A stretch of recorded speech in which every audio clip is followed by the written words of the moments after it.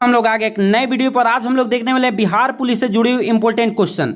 जितने भी आज क्वेश्चन मैं बताऊंगा बहुत बहुत बहुत इंपॉर्टेंट है, क्योंकि आज का क्वेश्चन बहुत इंपॉर्टेंट है। आज मैं जितने भी क्वेश्चन लाया हूं इससे एग्जाम में न रहे ऐसा हुआ ही नहीं है कभी और नहीं कभी होगा। इसके पहले भी बिहार पुलिस का एग्जाम हुआ था, चाहे यूपी पुलिस का एग्जाम हुआ था, यहां से क्वेश्चन पूछे गए थे। और मैं निश्चित कहता हूं कि पूरा वीडियो वॉच करके जाइए, दो क्वेश्चन कंफर्म यहां से रहेंगे ही रहेंगे। अगर आप चाहते हैं कि दो क्वेश्चन यहां से जो आ रहे हैं और बिल्कुल आपका एग्जाम में सही हो जाए तो पूरा वीडियो वॉच करके जाइए। अगर आप निश्चित पूरा वीडियो वॉच करके जाते हैं तो मैं भरोसा के साथ कहता हूं कि आपके जितने भी क्वेश्चन एग्जाम में आएंगे निश्चित आपसे बन जाएंगे और आप बिल्कुल बेहतरीन करके आएंगे। अगर चाहते हैं कि इस बार की वर्दी आपको मिल ही जाए तो पूरा वीडियो वॉच करके जाइए, बीच में स्किप करके नहीं जाना है। ताकि हम लोग एक एक करके क्वेश्चन को स्टार्ट करते हैं और समझते हुए चलते हैं। और आप लोगों को मैं बता दूं कि यूपी पुलिस का भी डेट आ चुका है, यूपी पुलिस का एग्जाम का भी डेट आ चुका है। मैं जल्द उसके लिए वीडियो बना दूंगा कि कब आया हुआ है। अभी हम लोग देख लेते हैं वीडियो को। देखिए दे रखा है रेगुलेटिंग एक्ट कब पारित किया गया था? 1951 में, 1973 में, 1773 में, 1950 में। तो मैं बता दूं कि रेगुलेटिंग एक्ट जो है वो पारित किया गया था वो 1773 ईस्वी में रेगुलेटिंग एक्ट को क्या किया गया था? पारित किया गया था। इसके बारे में मैं जितना कुछ बताऊंगा ध्यान रखिएगा। रेगुलेटिंग एक्ट को पारित कब किया गया था? 1773 ईस्वी में रेगुलेटिंग एक्ट को पारित किया गया था। और सुनिए इसके बारे में, पारित करने के बाद इसकी विशेषता क्या हुई? रेगुलेटिंग एक्ट की पूछ देता है कि विशेषता की क्या फायदा हुआ, इसके पारित होने से क्या फायदा हुआ। तो मैं बता दूं कि बंगाल के जो गवर्नर था, बंगाल के जो गवर्नर थे, कहाँ के? बंगाल के जो गवर्नर थे वो गवर्नर जनरल कहलाने लगे। पहले नंबर तो फायदा क्या हुआ कि रेगुलेटिंग एक्ट जैसे ही 1773 ईस्वी में लगा तो इनकी विशेषता रेगुलेटिंग एक्ट की ये हुआ कि बंगाल के जो गवर्नर थे उनको गवर्नर जनरल कहलाने लगा। और आप लोग को मैं बता दूं कि बंगाल के प्रथम गवर्नर जनरल कौन थे? तो लॉर्ड, यहां से क्वेश्चन पूछा गया इसलिए मैं बता रहा हूं, लॉर्ड वारेन हेस्टिंग। आप लोग को याद रख लेना है, लॉर्ड वारेन हेस्टिंग। ये आपसे पूछ देगा कि बंगाल के सबसे पहले गवर्नर कौन थे, तो आप लोग को याद रख लेना है लॉर्ड वारेन हेस्टिंग थे। और इनको जो है गवर्नर को गवर्नर जनरल कहना जाने लगा था। याद रख लेंगे। रेगुलेटिंग एक्ट का फायदा क्या हुआ? जब पारित हुआ तो बंगाल के जो गवर्नर थे उसको गवर्नर जनरल कहलाने लगे। और बंगाल के प्रथम गवर्नर कौन थे? जनरल वार्ड वारेन हेस्टिंग थे, लॉर्ड वारेन हेस्टिंग थे, याद में रखिएगा। और एक और बता देता हूँ, कलकत्ता में 1774 में, कब जी? 1774 में एक उच्च न्यायालय की स्थापना की गई। याद रख लीजिएगा, कोलकाता में 1774 ईस्वी में क्या किया गया था? उच्चतम न्यायालय की स्थापना किया गया था, जिसके प्रथम न्यायाधीश कौन थी? Sir Elijah इपे। सर, ये लिख लीजिएगा, सर एलिजा इम्पे, याद रहेगा। तो यहां से दो तीन क्वेश्चन मैं बताया हूं, सुन लीजिए। रेगुलेटिंग में पारित हुआ था 1773 में, जिसमें बंगाल के गवर्नर को गवर्नर जनरल कहलाने लगा। बाहर बंगाल के गवर्नर कौन थे? पहले प्रथम लॉर्ड वारेन हेस्टिंग थे। और उसके बाद से 1774 ईस्वी में कोलकाता में उच्चतम न्यायालय की स्थापना किया गया, जिसके प्रथम न्यायाधीश कौन थी? सर एलिजा इम्पे थी। याद रख लीजिएगा, जितने भी क्वेश्चन मैं बताया हूं सब इंपॉर्टेंट है। अगले क्वेश्चन पे आ जाते हैं। पिट्स इंडिया एक्ट कब पारित हुआ था? पिट्स इंडिया एक्ट कब पारित हुआ था? 1874 में, 1774 में, 1773 में, 1920 में। तो मैं बता दूं कि पिट्स इंडिया एक्ट जो पारित हुआ था वो 1784 ईस्वी में पारित हुआ था। कब? 1784 ईस्वी में पारित हुआ था, भूलना नहीं है, क्योंकि यहाँ से क्वेश्चन भर भर के आ रहे हैं एग्जाम में। अगला क्वेश्चन ये तो पूछा गया है कि चार्टर्ड अधिनियम कब पारित किया गया था? 1883 में, 1920 में, 1820 में, 1813 में। तो अब मैं इसका राइट आंसर बता दूं कि चार्टर्ड अधिनियम जो पारित हुआ था वो 1813 ईस्वी में हुआ था।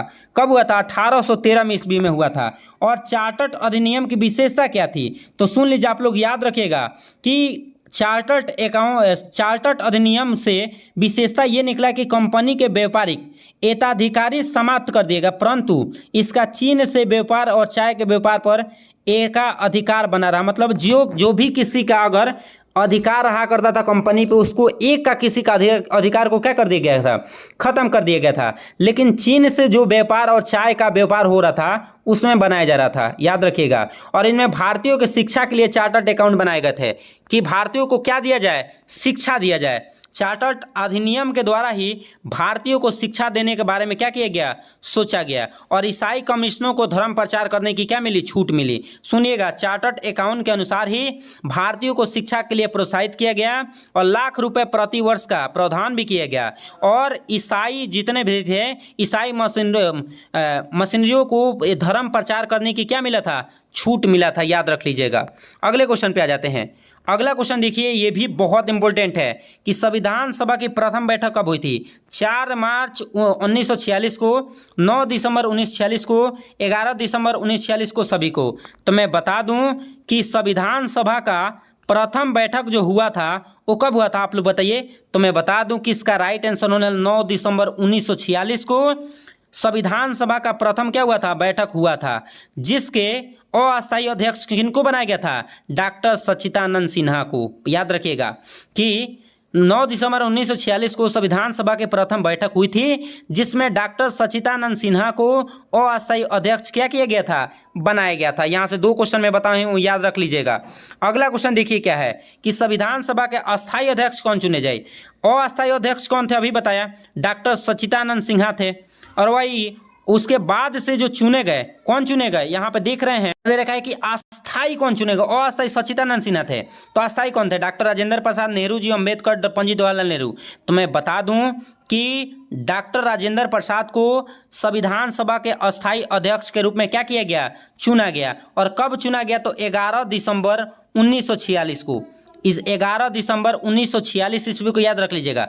11 दिसंबर 1946 ईस्वी को डॉक्टर राजेंद्र प्रसाद को क्या चुना गया, संविधान सभा का अस्थाई अध्यक्ष को क्या किया गया था, चुना गया था।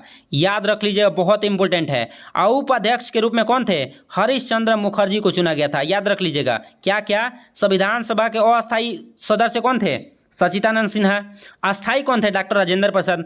उपाध्यक्ष अगर पूछता है तो हरीश चंद्र मुखर्जी थे। कौन थे, हरीश चंद्र मुखर्जी थे।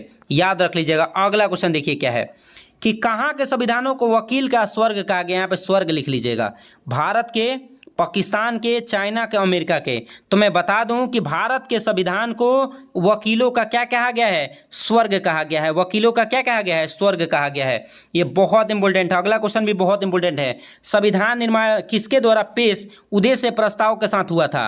तो देखिए क्या है, पंडित जवाहरलाल नेहरू, राजेंद्र प्रसाद, भीमराव अम्बेडकर, नेहरू जी। तो मैं बता दूं कि पंडित जवाहरलाल नेहरू जो थे, उन्हीं के उद्देश्य प्रस्ताव से क्या हुआ था, उदय प्रस्ताव से संविधान सभा के निर्माण के, यहाँ पे देखिए पंडित जवाहरलाल नेहरू इसका राइट आंसर होगा।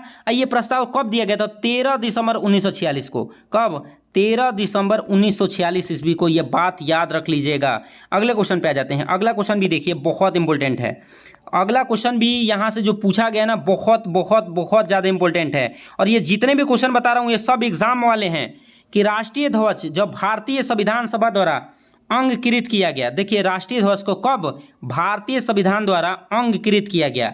पहला है क्या, 22 जुलाई 1947 को, 12 जुलाई 1947 को, 13 अप्रैल 1947 को, 22 जुलाई 1949 को। तो मैं बता दूं कि राष्ट्रीय ध्वज को भारतीय संविधान सभा के द्वारा 22 जुलाई 1947 को भारतीय सभा का अंगीकृत किया गया था। और ध्वज की लंबाई कितने, लंबाई और चौड़ाई का अनुपात कितना होता है, भारतीय ध्वज का जो, याद रख लीजिएगा, राष्ट्रीय ध्वज की लंबाई और चौड़ाई का अनुपात जो होता है वो 3:2 होता है। ये भी क्वेश्चन पूछा गया है कि राष्ट्रीय ध्वज की लंबाई और चौड़ाई का अनुपात कितना होता है।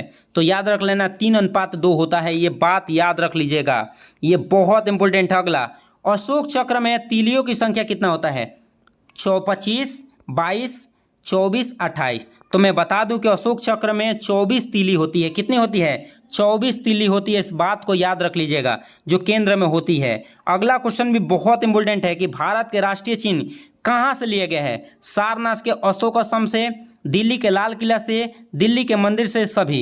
तो मैं बता दूं कि राष्ट्रीय चिन्ह को लिया गया है वो सारनाथ के अशोक स्तंभ से लिया गया है। सारनाथ के अशोक स्तंभ से क्या किया गया है? लिया गया है। और इसको अपनाया कब गया था राष्ट्रीय चिन्ह के रूप में? तो 26 जनवरी 1950 ईस्वी में। कब अपनाया गया था? 26 जनवरी 1950 ईस्वी में राष्ट्रीय सारनाथ के अशोक स्तंभ को राष्ट्रीय चिन्ह के रूप में क्या किया गया था? अपनाया गया था। याद रख लीजिएगा, बहुत इंपॉर्टेंट है। और जो तिल्ली होती है ना, 24 तिल्ली अशोक स्तंभ में, वो 24 घंटे का प्रतीक है। किसका प्रतीक है? 24 घंटों का क्या होती है? प्रतीक होती है। अगला, राष्ट्रगान जन गण मन को बांग्ला भाषा में किसने लिखा है? राजेंद्र प्रसाद, नेहरू जी, रविंद्रनाथ टैगोर, सभी। तो मैं बता दूं कि रविंद्रनाथ टैगोर जी ने राष्ट्रगान जन गण मन को लिखा है। और इसका गायन कितने देर का होता है? 52 सेकेंड का होता है। कितने सेकेंड का होता है? 52 सेकेंड का। ये भी इंपॉर्टेंट है कि भारतीय राष्ट्रगान की गायन की अवधि कितने देर की होती है? तो आप लोग को याद रख लेना है कितने देर की होती है। तो 52 सेकेंड की होती है। कितने सेकेंड की? 52 सेकेंड की होती है।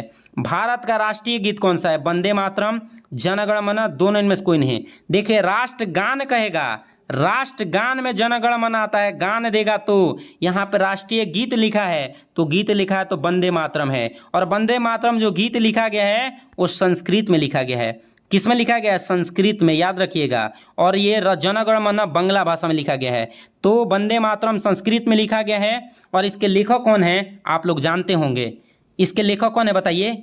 बंकिम चंद्र चटर्जी। कौन है? मैं बता देता हूँ, यही क्वेश्चन अगला, कि वंदे मातरम राष्ट्रीय गीत की रचना किसने की है? बंकिम चंद्र चटर्जी। कौन के हैं? बंकिम चंद्र चटर्जी जो किए हैं। किसकी रचना? वंदे मातरम को। और वंदे मातरम को सर्वप्रथम 1856 में, कब जी? वो 1896 में, 56 में नहीं, 1896 ईस्वी में कांग्रेस के कलकत्ता अधिनियम में गाया गया था। सबसे पहले वंदे मातरम कब गाया गया था? 1896 ईस्वी में कोलकाता के क्या अधिनियम में गाया गया था, याद रखिएगा। उस समय अध्यक्ष कौन थे? रहमतुल्लाह सयानी ने की थी, याद रखिएगा। और वंदे मातरम संस्कृत में लिखा गया है। ये जितने भी क्वेश्चन मैं आप लोग को बता रहा हूँ ये सब के सब बहुत इंपॉर्टेंट है। और यहाँ से क्वेश्चन भर भर के एग्जाम में आते हैं। अगर आप भी चाहते हैं कि ऐसे ही क्वेश्चन आप लोग को मिलता रहे तो मेरे चैनल को सब्सक्राइब करिए और वीडियो को जरूर लाइक करिए और जितना हो सके शेयर करिए। आपका एक सपोर्ट मेरे लिए बहुत मायने रखता है। चलिए तो मिलते हैं अगले वीडियो में, तब तक के लिए जय हिंद।